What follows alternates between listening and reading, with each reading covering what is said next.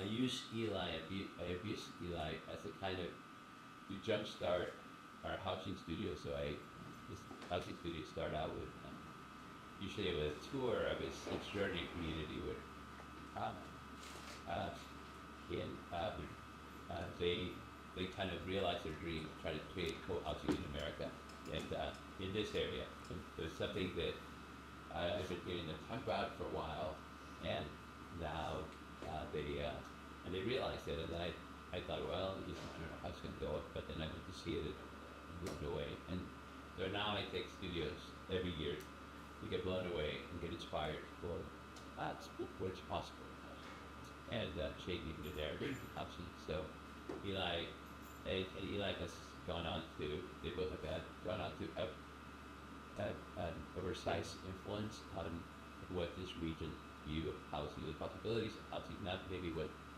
done all the time, but what possibilities of housing. Eli, sir, thank you for sharing. My pleasure. So I'm nice to do that, and I graduated from the Motion program here at TSU. And my wife, Joelle, was the director of sustainability at TSU. Now she's coordinating Eli Spevak Shared Equity Coalition. Yeah, so we're involved in civic stuff in addition to development. So I will just go at it here and sort of give a tour. But starting off with the right arrow works.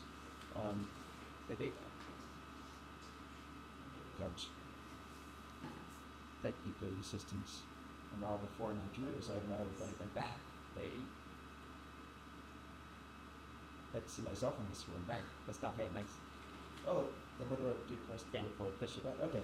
So inspirations for action. I studied physics in school, so that was not my inspiration for action.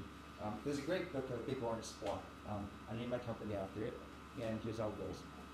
There's a guy named Mr. Plumbean who lived on the street where all the houses were the same.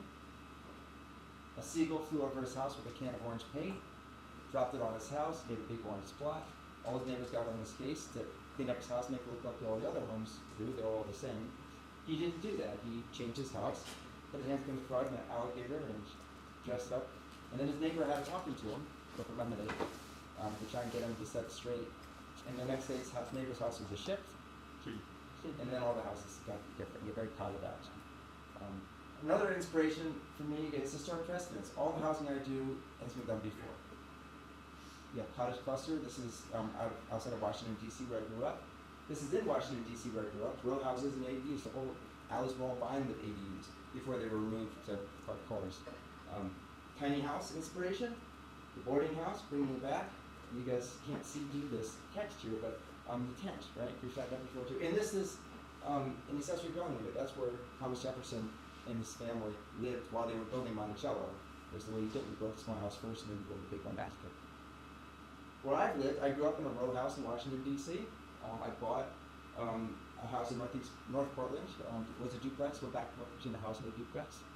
Then I lived for quite a while, 7 years, in Peninsula Park Commons, which is across from Peninsula Park in North Portland. It was in a sort of a fledgling co-housing community. And now I live in half of that duplex, right at Colibia. Also inspired by pop culture. Oftentimes ahead of the game. So this, of course, is a middle housing development with Ernie and Bert living in the KU in the basement. Oscar lives out front in the trash can. Fonz lives in an ADU over the garage out back. And you can't see it here, but this is Melrose Place. You guys are shooting down from Melrose Place anywhere, but it's a whole bunch of singles living around the swimming pool and have their own kind of shenanigans and sorry about fun. I love trees. The projects I've done that have been most successful is over existing trees. And I've taken trees down too, but whenever I can, I try and keep them up, especially, of course. I love working with local artists. These are all folks from Portland who I've gotten to know and work with in creative capacities. Simon's been a site supervisor, my friend Melissa is a landscape architect and great courtyard designer. Mark Reichman, Richard Colley's a fantastic middle school tutor, Julia, and then architects as well. And then my daughter Azora is a new artist. She's older than that, she's 16. And some things I've inspired to not be like. There was a trend where they built these really fancy-ass 6,000 square foot LEED platinum homes. And there was something that just was jarring about that. Because I knew that efficiency also means small. And we don't have households that big anymore. And this is the wonky slide for you. But 80% of the greenhouse gases associated with the house have to do with heating, lighting in plug loads, and water use. And those things scale pretty directly with how big the house is. So these things factor in as well. Material, you talk about divided energy of materials, that matters. But it's still in replacement of materials over time. That's still just 15%. Most of it is conditioned in the space.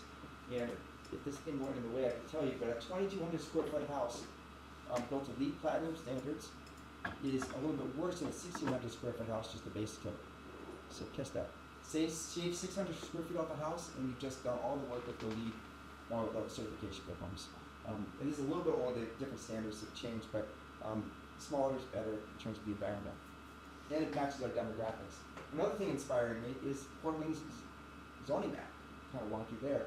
But all that yellow, that's all single family zoning. Portland is awash in it.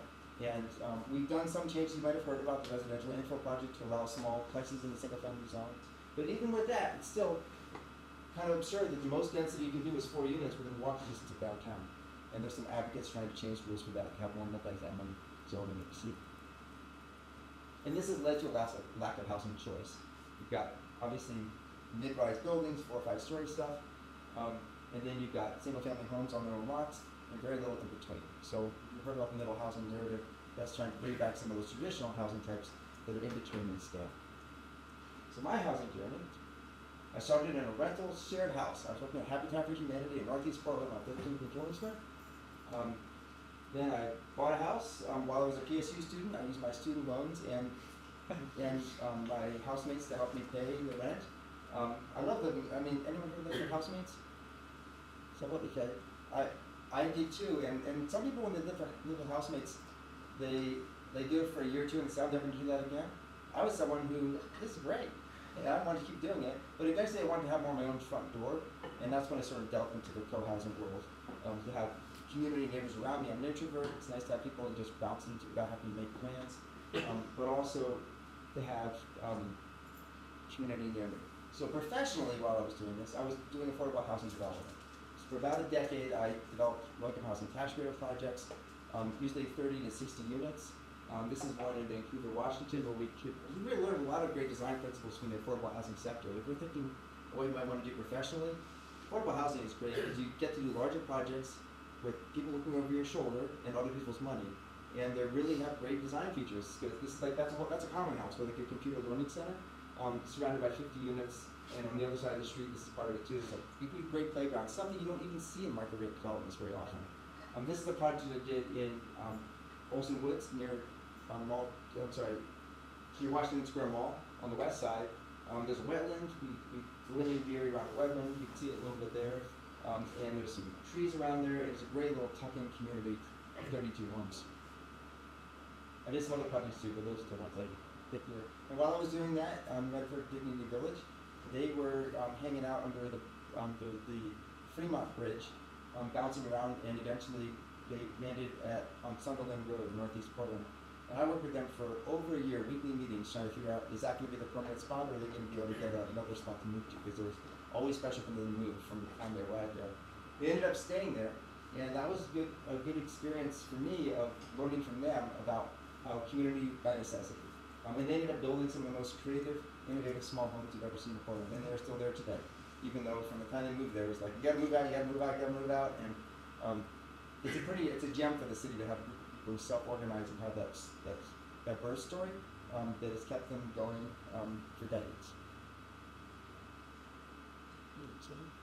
The next place I lived after living in that PSU financed house was this, a friend and I purchased this 7-plex across the street from the SoPipe, 1938 building, and we moved into one of the units, and we made it into a 6-home condominium community.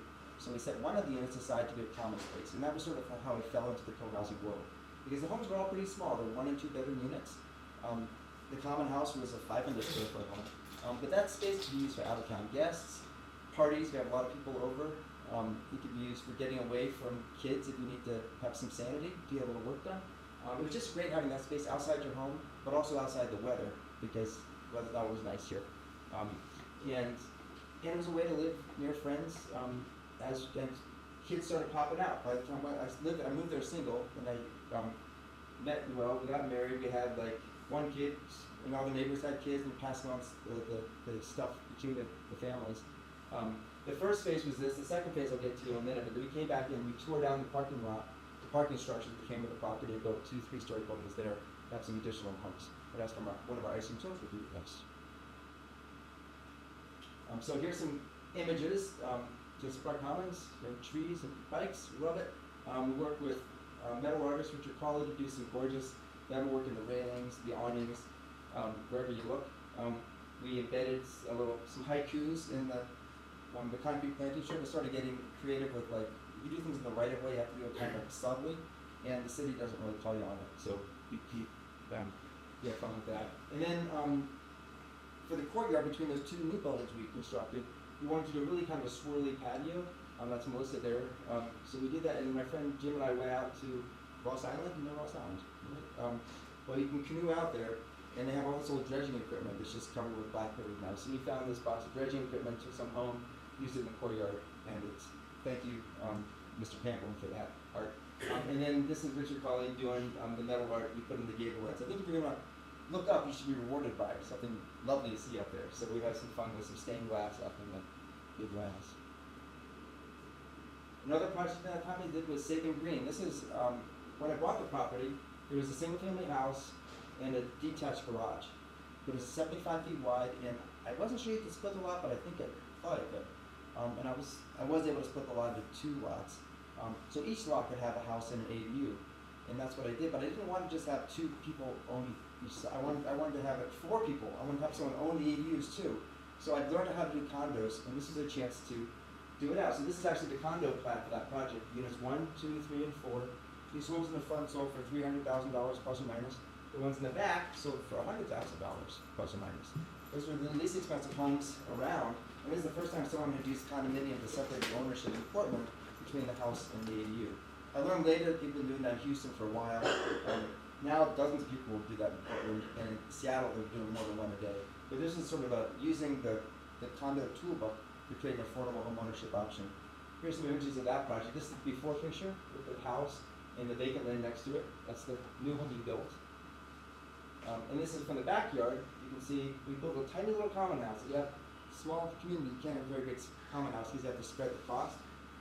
That's another image of it. So it came out really nice. And these homes in the back, that literally is like if I stepped over this board, it's 20 by 20 feet. This big with a little notch cut out of it.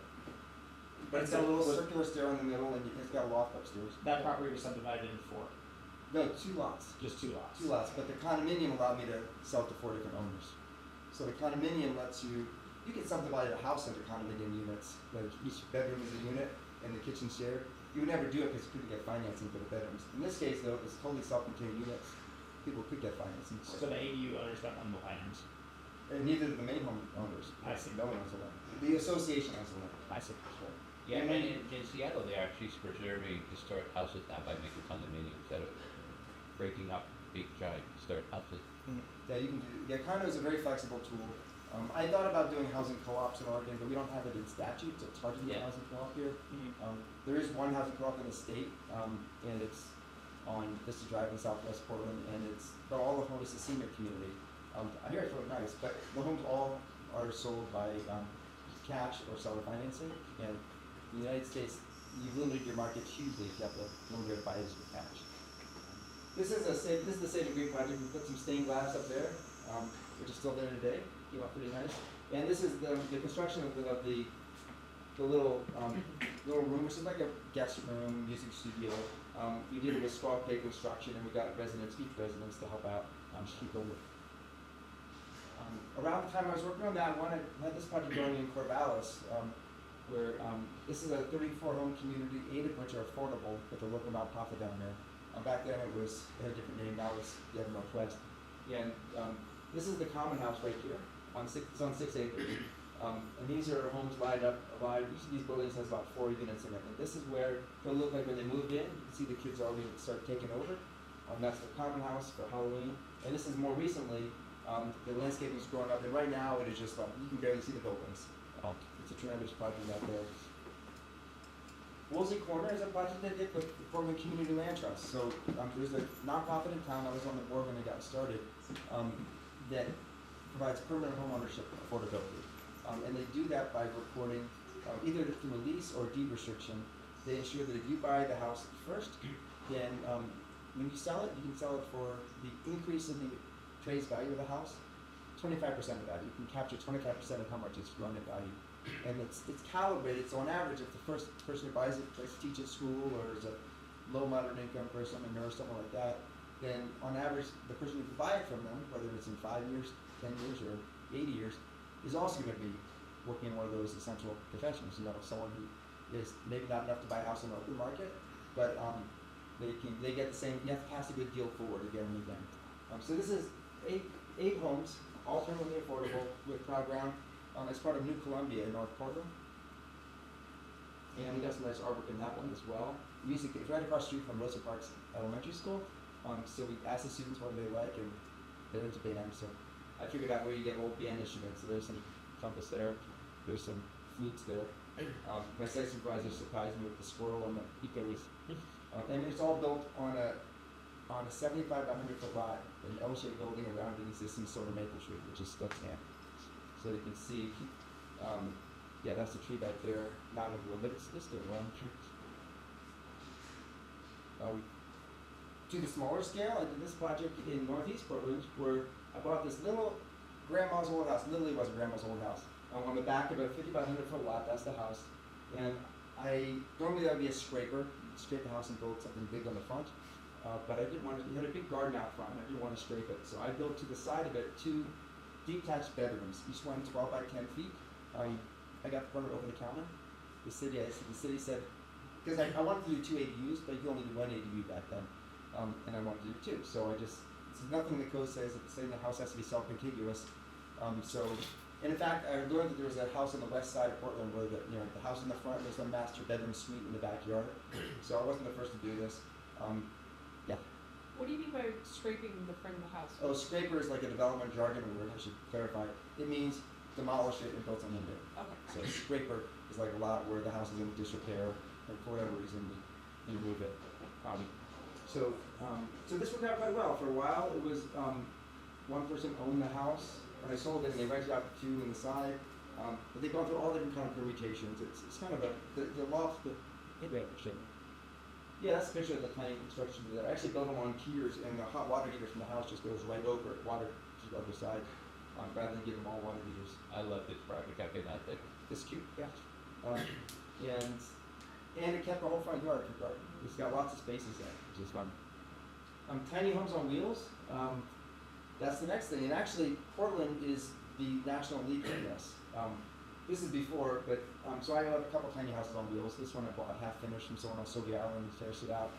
And for a while it was at the Caravan Tiny House Hotel. Now it's somewhere else. Portland now allows 1 tiny house per residential lot. And you have to get power inside the house. And if you've got plumbing in the tiny house, you have to hook up the sewer.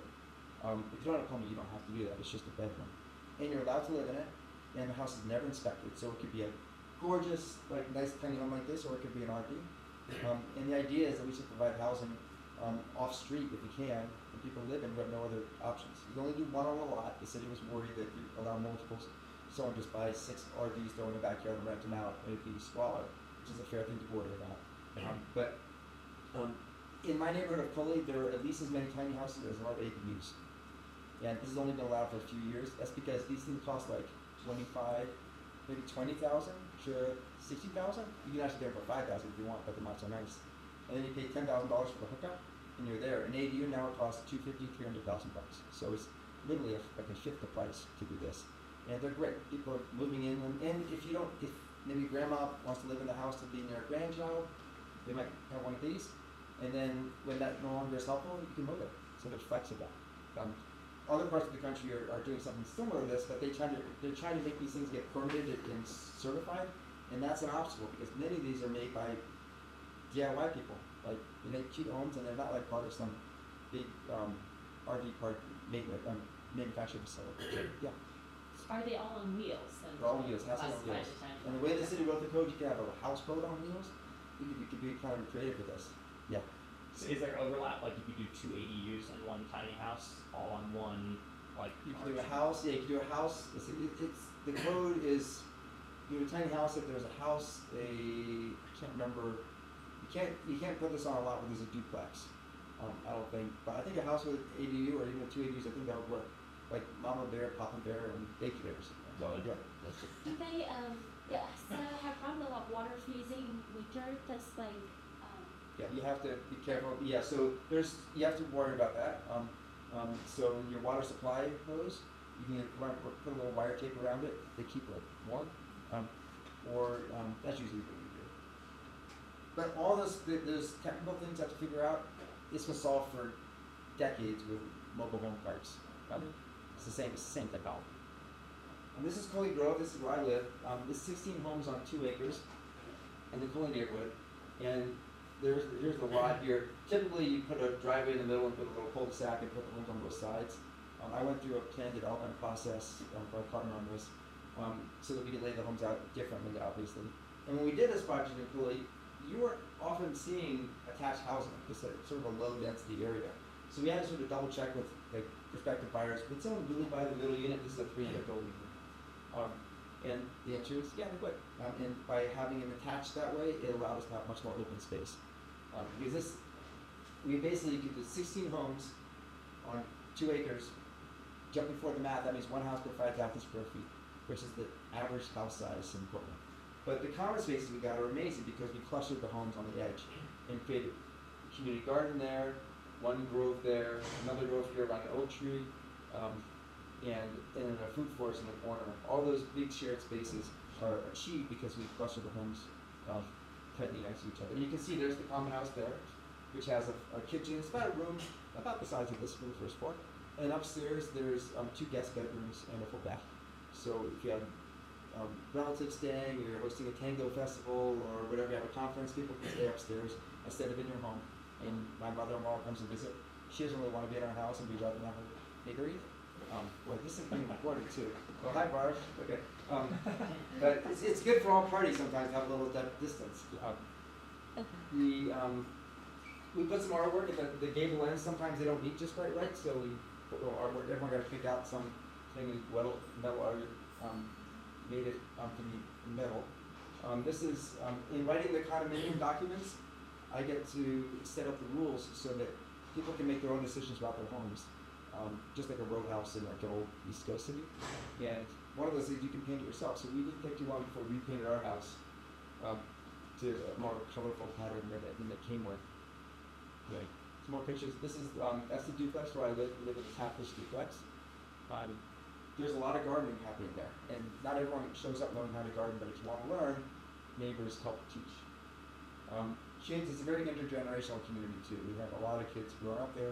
Some people empty nesters moved to retire for a little while. The number of kids was dwindling as they grew up, and but now we have a whole surge. I was like 8 kids under 5 right now. Yeah. Sorry, I feel like you asking too many questions, but how many people did you know move on to the property versus stragglers? I think that we probably knew like less than a third. It was the whole marketing outreach thing. This was a new thing to do when we did it.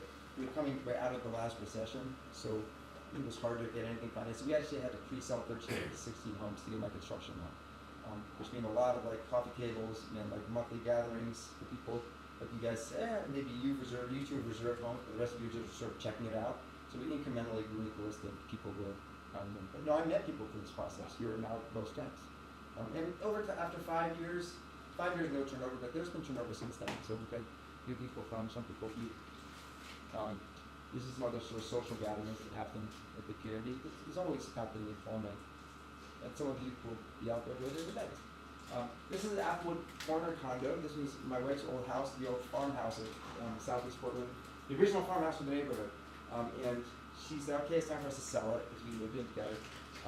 And I said, we're going to build an ADU first. And she said, okay. So we built an ADU facing the other corner. And we had protests from the neighbors, stop that infill, all these signs on the neighborhood.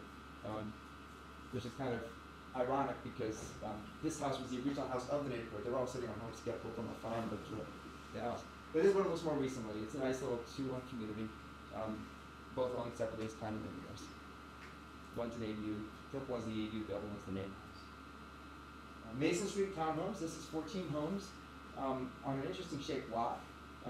where 3 of them are permanently affordable. So after doing Coley Grove, which is 16 homes, those started sales prices like 350 to 420, all market rate, and now they're selling for more than twice that, like 700 to a little over $1 million for single family homes.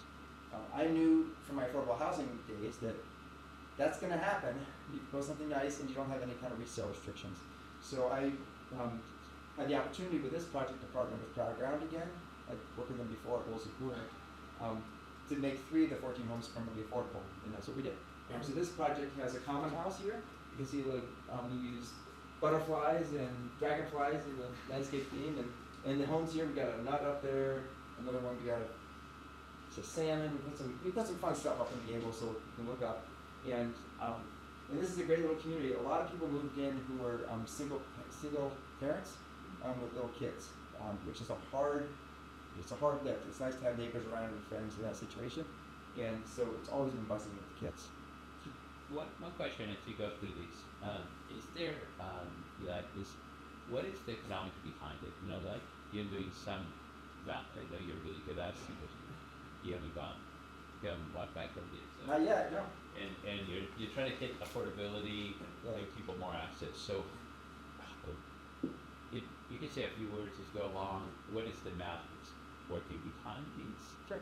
Yeah, I mean, because they're beautiful to look at, so I appreciate the comment about that, but I'm wondering, and you're trying to do the beauty to create community, but like I know that you've spoken about this, Laura, but like, how does that all pencil out? Well, they have to pencil. I couldn't do them. And I work with a series of And I construction. know you look at that very closely. But I mean, the way I've been the general contractor and the developer, so I pay myself for both those roles, but not as much as it pertains to one of those roles. And so I've put a budget together just to keep that practice doing new projects. And so the square foot costs have, from the time they fully grow, 135. The most recent one I did, probably 225 per square foot. And I've got to look at what I can sell the homes for in the market. So luckily, development is a field where people can get paid pretty well. So I don't pay myself as well as I could earn with my skill set, but I do just fine. And that also gives me the chance to play with it some, and put some amenities in. When I do a co-housing community, the homes are relatively small. They're like, well, this community, they're 900 to 1,400 square feet.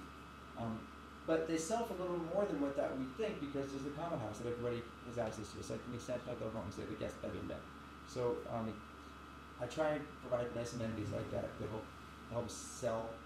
This project was a little experiment that didn't work as well as some others because I deliberately did not pre-sell this one. I thought I'll just build it and then I don't have to do a lot of interaction with buyers, and it's just I'll just save that for the end. But ultimately it took everyone, even the first buyer said, who's going to be next? Like there's this question then. And it took a long time. I also hit a soft time in the market, so it took a long time for those homes to sell. The next project, which I'll jump to after this one, Fully Green, I pre-sold that 9 years before I broke ground. By the time we were done building it, it was all sold, and they all closed in 6 weeks. But first, Florida Ulysses. This is a project named after a favorite kid's book. I recommend Florida Ulysses highly. Also, the acronym FU is something that I think about single-family zoning. And this is a house, an 8-bedroom house attached to a 3-bedroom ADU, and mirror image, a 3-bedroom ADU attached to an 8-bedroom house. So it's 2 lots. So it's 100 by 100 total, 2 50 by 100 foot lots. There's the floor plan there, house, ADU, ADU, house. And you can't see the floor plans, but the trick is that some of these bedrooms you get to view from the outside, from the deck. Because I wanted to basically build multifamily in a single family zone. I love these courtyards, and so that's what we did. So we had 22 bedrooms in this project. We had some really nice shared common areas, and I worked with a partner to manage it. So there's a picture, that's part of their common area here, there's another view of it here. There's a nice courtyard in the middle with a cedar tree we preserved. Obviously it was there before. There's a picture of the cedar tree there also. And I put some wiggly paths in there, gave some opportunities with chalk paint, so residents can decorate their own. And anyway, this has been a great rental community. Folks coming from 30 to 60 cover range, and it's probably the most diverse community I've done too. It's one half block off Northeast 42nd Avenue, Little Main Street. So it's really walkable location. So you maintain ownership of So this this space. one I still own. Yeah. And this is the Coley Green one I mentioned. This is a weird shaped property. It's an acre here and a half acre there, attached by that small little point. And this is right across the street from Coley Green. Sorry, from Coley, the first one, Coley Grove. And these homes are ranging in size from 1,000 to 1,600 square feet. Sales price is between 400 and 530. So less expensive than the Coley Grove one because it's more compact. They're sharing it. The land acquisition price was lower for me, so I was able to make numbers work for sales prices. And 3 of these homes, once again, I partnered with Cloud Ground to make them permanently affordable. So those sold for $200. That's one picture of it. There's some more pictures over here. This is the grove in the middle. This is the common house is actually half of a duplex. Someone owns the other half of a duplex. And this is there's some shared gardens area. The pathway, it's sort of a neat development. You walk through, you can't really tell what's there until you walk through it. It wiggles a lot. This is the some more artwork we put in the gable ends. And even though you have to do economics and design, but this is like I don't do artistically shaped buildings. So I'm showing off the art here a little bit. Like you won't see a curving wall in any of the homes I build, or weird angles that some architects do, because that's expensive. Like this is relatively cheap to buy some. Yeah. How do you keep the facilities clean and organized? Is there any conflicts happen between tenants? How you resolve it? And do you have HOAs? Yeah, these all have HOAs. Okay. So they have they have decision making by consensus. They can fall back to vote if they have to after 2 attempts. And communities have to come up with their rules for what you do in the common areas. Maybe someone wants to put a hammock up, or someone wants to put a play structure up, or someone wants to have an incredible Halloween. Like, you have to discuss it with your neighbors. You can't just go do it.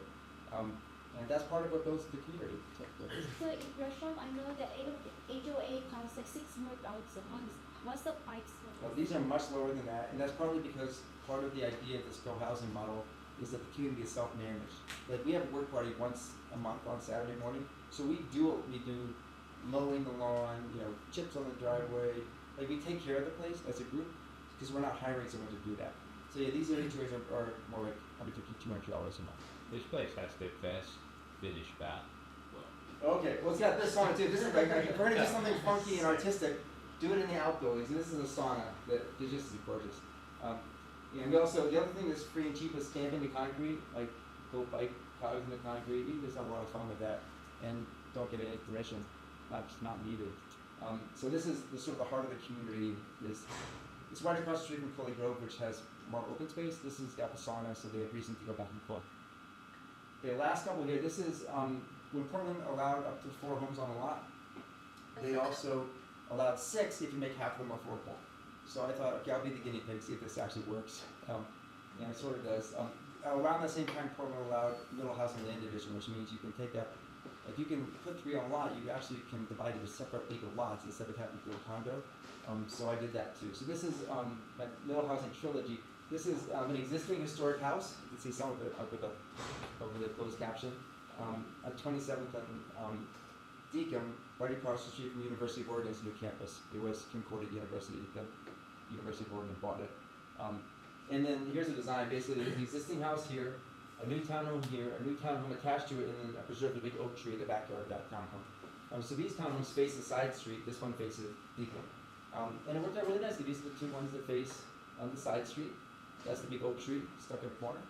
And these are both these buyers are first-time home buyers. This is someone who has a house before. And actually, they've actually set it up so you have 2 homes in there. So they're living upstairs, they're renting out the downstairs to someone else. This is one of these Concordia, a 6-plex, 150 by 100 foot lot. You've probably seen 100 designs for like row house. So yeah, because they're an efficient way to build. But this is kind of new to fit them onto about 50 by 100 foot lots. They're about 15 feet wide. The units are 2 stories with townhouse above. Another one, very similar building. I'm going to get to the picture of it in a minute.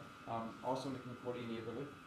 And the nice thing about 2-story buildings is that these had to be net zero. We got funds from Public Clean Energy Fund to make 9 of these 12 units permanently affordable, and it had to be net zero, which means you have to have the roof designed so you can put enough solar to make them all net zero. And it turns out that 2-story buildings, there's enough roof area to make a net zero. You don't even have to get too fancy. Like the the exterior walls are 2x6, big insulation, no exterior rigid required. The windows are nothing fancy. The heating system needs to be heat pump, and water heater needs to be heat pump water heater. And then with that basic envelope, there's plenty of room. You can get a PVC on the roof. I can't see it right here. It's ready the calculation, but it's anyway. It's become, especially with I've become all electric for my projects going back about 10 years. It's actually become much easier over time to meet the standards because the appliances that you cool the space and you cool your water. That's your main energy users of a house. They become 3 times more efficient than at this work because that's what you put on. That's what the 6 months look from the outside. So we did get a lot of art in this one, but we did get some nice art panels over each of them. Some of the doors. And this is sort of this is the most modern looking project that I've done. It's really actually really sweet. Yeah, they look nice. Yeah. One of them, the street has existing street trees, which really looks a lot better. That's on the home. The other one, there were street trees, but they were like right over where the sewer is. And some of them were in bad shape, so we had to kick them down. So this will take a little bit longer for the street trees. The new ones to grow. That's what I want to do next. Okay. So that's I'm here for questions now. Okay. I don't know how long it went. Yeah. Yeah, 15 minutes for questions. Yeah. Oh, that's great. You've changed the presentation. I really changed the president. Yeah, I can't do the same thing. I did a presentation. There was an incremental development alliance that did a field trip to Portland for 2.5 days this past weekend. That's folks training aspiring developers around the country. So they came visit here. So they had that's a cool show. That's a cool show, as you say. So I did one on the art in the project. So I sprinkled this in. I said, Yeah. Can you talk a little bit about the issues you've had with the neighbors not wanting these projects to happen, or have you done any community outreach to let people know what's happening and try to bring more awareness to it and show your side of the story? How do you handle all of that? Well, it's helpful that I did affordable housing first because I'm very familiar with being hated. And I had affordable housing. One of the ones I showed you, the one with the wetlands and the trees. We had neighbors getting all upset about squirrels. I don't even know what it was. Are we gonna kill the squirrels or I don't know what it was, but they were basically griping about squirrels as a way of having a comfortable way of saying they don't want affordable housing in their neighborhood. But the good thing is that from those affordable housing years, I know you gotta go to the neighborhood association, knock on the doors, even if they're gonna not like you. Having said hi first makes a big difference because at least you're a human being, right? Even if there's something you don't like in the neighborhood. Most of the projects that I shared, at least half of them, had to go through some discretionary process. So I had to, they weren't by right. What was that? One of them I had to do the zone change. One of them I had to go through a plan development process. One of them, Little Park Commons, was design review. So in those situations, I'm going to the neighborhood association early, like long before I actually come up with design review, so they know what's coming. And sometimes I get lucky, like when I was doing the design review project, I was at the same neighborhood association meeting when someone else was presenting a really crap, ugly project. So being less bad helps. And when I did the Coley Grove, when that's 16 homes on 2 acres, there's some neighborhood opposition to that. I changed some things based on neighborhood concerns. But generally speaking, they like it now. There's a few people who still wish it never happened. But now someone else just built some really fugly cottages near the street, so now I'm up a notch now. I'd be curious. Here. Yeah. You talked a little bit about having to do these pre-sales before you could see your project. And so I'm not exactly quite sure how it is to work. Can you talk a little bit about process and the same buyers you do, especially these projects don't really or have had not like a significant precedent to. This is where architects are really helpful. You saw in many of these pictures like this 3-dimensional rendering drawing. Can I go backwards? Maybe I lost the ability. Meetings ended after 40 minutes of idle time.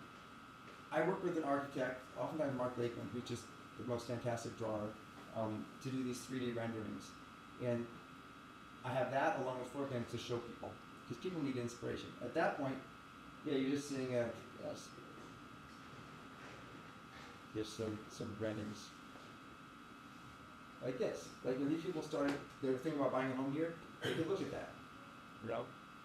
Over here, this was not a pre-sold one, this was an address one, so I didn't have I did it anyway, but yep, this kind of sketch. Mason, we have that. Fully green, we had this. Like these take work, you know, you've done this stuff, right? But without this, we would not have pre-sold 23 homes. And so that also having a track record, like I started small, as you saw, and got better. So people had an expectation for the Orange Splot that they were going to get a nice product. And also peers. Like we built this during COVID, right through COVID, and while we were building it, two households who both had little kids who basically put the bubble, they reserved together. And then, so word of mouth is the other, people do things because of what their friends are doing. So that helps as well. But ultimately I had to get, on most of these projects, the for sale ones, a certain percentage of them had pre-sell, which meant this one had to write a binding purchase agreement and $10,000 of earnest money that they were not going to get back if they left. I had to get a certain number of those, both for my lender and also for me to be comfortable with building it in the first place, because I don't want to put something in not going to sell. Yeah. Can you talk a little bit about zoning and anything that you've been able to elicit change in the code for? Oh yeah, yeah. So I got one leg in the development world, one leg in the policy world. I've been on the planning commission for 10 years. I helped start a group, Program for All, which is now Program for Blockbuster. And the reason is because my impact in this place is going to be way more than it was at the beginning than in development. And so many of the projects that were hard for me to do are now easy to do today. So like the house with the 2 detached bedrooms, because I couldn't do 2 ADUs, but you can do 2 ADUs. The Coley, this project and the other one and the Coley Grove before it, with all those, that's basically a cottage cluster. Now you can do it by right. Yep. Yeah, and so there are certain situations where I do it through a discretionary process, but today you can just do it by right. And I think that's a great evolution of them. Like that. Tiny houses. Like my first time at tiny house, there was no legal place to put it in Portland. Now you put one on menu lot. Yeah. Are you still doing projects like this? Like, are these at what the current cost of capital? Like, do these cottage clusters pencil? People are building cottage clusters like crazy right now. We built 1,400 middle housing units in the past 2.5 years in Portland, and they've arguably overbuilt. So some of the cottages, one is that some of the spec builders just building the same thing again and again, and there's just too much inventory. So they might be listing for 400 bucks, and I thought it ends up selling for 320. I mean, there's some good deals to be had, which is great. Yeah, I'm glad it's not me. I asked because I just toured there's a company called Green Kent, you know it? Yeah. You're familiar, I'm sure. I just toured one of their new projects in the southeast block of my house, and it's 9 units on a 15,000 square foot flag lot, and I think they're finishing up shortly, like Hunchwalk soon, but they talk about wanting to sell units between $600,000 and $700,000 a piece, and there's no yard, there's no common building, there's none of the amenities that your projects have. I know that project. Mark is Yeah, exactly. But that, I mean, they're working at they're doing the nicer versions of this stuff. Right, So they're trying to get a nicer price point. There's also folks like Des Development who are doing these 900 square foot, 2 bedrooms up to a bedroom below, stacking them like army barracks, and those are the ones that are really they're under 400 now. But yeah, and I think that the developers have figured out that there's actually demand, pretty big demand, not met for homes with downstairs good bedrooms, because demographically there's a lot of people who were not doing stairs forever, and are thinking about that at least. Yes. So some of the infill builders who are shifting over to that. That project you did some homes in the back, you can have single form building if you want. Yeah. But Yeah, I think there's a market. you've always seen, I'd say in the bigger picture, like, I'm not an architect at all, and I think that you're going to get ugly, like, Portland used to allow 3,000 square foot homes, we have lots of 3,000 square foot homes, and I think most of them are ugly, and sometimes people do really lovely ones, and I think the same is true for this infill stuff. Some of them are ugly, but some of them are really nice ones. That's just what hard to have. It seems like you funding all your projects, you design and then you manage everything, so you get a lot of say into what this building look like, what it should be. For me, like experience, if I work for architect currently, a lot of projects will be by developer and later Right. stuff like that. That's why there's a large section of architects becoming developers because they get tired of that. Yeah. What's your advice on the track that we should take? I mean, I like to be like, that's your track, but No, I think sometimes it's not. that's why I helped out this incremental development office because they're trying to recruit new developers. I mean, I think some of the nicest stuff gets done by small infill builders. And Portland, you have Kevin Cavanaugh, he's guerrilla development. He was an architect and he got tired of designing other people's stuff, so he just figured out to design this one. There's a lot of, people become developers from different directions. Sometimes it's a framer, sometimes it's somebody gets trained by an MBA program, sometimes it's architects. There's lots of different routes into being a developer. And it does give you a level of control to make your own mistakes. But start small. That's a good. You have to start small because you don't have to usually, unless you've got money in the family. I didn't have money in the family, so the first project was house and ADU. Small stuff that I could borrow privately, $60,000 to pull it off. But then you do it, and then if you do something nice, then people find you. I'm routinely being contacted with lots. People trying to lend me money, stuff like that. Usually the last never work out. I guess that's from my own. But for this project, I borrowed $2 million privately from individuals to support the construction loan of $4.5 million. So that happened. You couldn't do that overnight, but that happened over time with building relationships and borrowing money and paying them all back. I always paid everyone back, which is not true for most developers. So that's in some ways, even though these are kind of creative projects, financially I'm pretty conservative. I'm not nearly as leveraged as some developers are.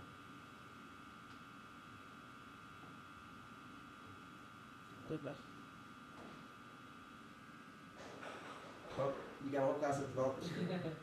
Yeah. And the nice about development is that it pays pretty well, like you said.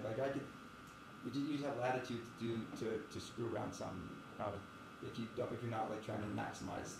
Well, Bree here is going to be leading we have a graduate course and just here that are part of this course, and we are going to look at colleague developments, look at the asset base. What are the assets to support quality of life which could exploit. I try and work with future. When I got future buyers in the pool, they're like a focus group, so I can get their take on it. But I am, for all this community stuff I do, I'm kind of meeting averse myself. I've got one regular Zoom meeting a month. That's it, because I don't like meetings. So I don't have as much patience as you probably do from the design field for design input gathering meetings. But I think that it can help. The best thing about getting various input is to avoid big mistakes. Oops, you designed a corner unit that no one ever wants. Trying to get feedback on that before you actually build it is just save your butt. Well, so we may be reaching out to you about some of that. Yeah, sure. You can help us. And so, we put in charge of the classes sections here. We're going up there today, right? Yeah, I'll be out there. Yeah. It's easy to do. People try themselves. And the other thing I'd offer, another thing in your class is that you guys come down and have the meeting here because getting into you get that. So you have access to this. You need it. We're gonna go tour though. Is that Oh, you are doing a tour? Yeah. That's This is for the that's studio better. with Jonathan Bulch. They're doing an infill housing project on alleys. Yeah. One more question. You brought up Kevin Cavanaugh, who makes his performance public.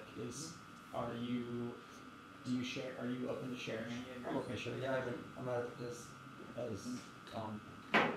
good on those years, but I'm not also that super great. And actually, Eli, there was one moment. So it's budgets are like budgets, but if they don't work out, they don't work out. Right. And actually, Eli, I dragged him into collaborating. I've actually sent them to some point where you're some other guys. And his part of the studio, part of it was taking students through the program. Cool. That's awesome. I mean, for sale programs are easier than you look. Full prices, and you add every possibility, including the financing, design, permits, all that stuff. You try not to forget them, and then look what you're selling for. I mean, that's basically the question. It's obviously more complicated. It's actually building a budget takes years of experience, like so you know what needs to be listed costs, like construction, title insurance, all these weird things you might not think about it as a cost. It's get in there. But once you get the whole list, do your homework, then you can start talking about the budget. So I'm curious because I'm currently taking real estate investment classes. I'm doing CPID use pressure. When I get out and I want to do work like this, what's a good starting point for people? What are people in the development world looking for when it comes to this? Do they want designers? Do they want community engagers? Do they want someone that can do the performas? Like, where's the need in the market right now? Right now, the opportunities are in the affordable housing sector. And that's a good way, that's how I learned, and it's a good way to learn it, because back when I did it, there was market rate. Right now, there's almost nothing happening market rate in housing, but brokers. Very little. And development firms, for-profit development firms tend to be really small shops. Like, it's just me right now. Sometimes I'm up to 5 people, but even like big shops, like doing the stuff downtown, it's like 2 people, and they hire a lawyer, an architect, and contractor, and the lawyer makes sure the contracts are good. It's like, they're really small teams. So like Girding Eden, that's a relatively large team, maybe like 10 or something. They're working in many multiple cities. All the FBO ethos development is like 2 people now. Like, so it's hard to get ins in those places. But the affordable housing sector, there's lots of community-based nonprofits doing projects. There's a lot of funding right now. The city and the metro are kind of tapped out the bond measure, but the state's got a whole other $700 million of lift coming through. So like that's where stuff's happening, and it's a good place to win. People are mission driven in the affordable housing world, especially there's for-profits in that space and nonprofits. But you learn how to partner with community-based groups. So like maybe the development is some for-profit, but you're partnering with a ton of, you're partnering with some other community or hacienda to be the nonprofit partner. So you have to build the partnerships, and then you hire architects and contractors, and it's more difficult because the financing is more complicated and a little speculation, but it's good to learn something organic. Well, thank you very much for that. Thank you.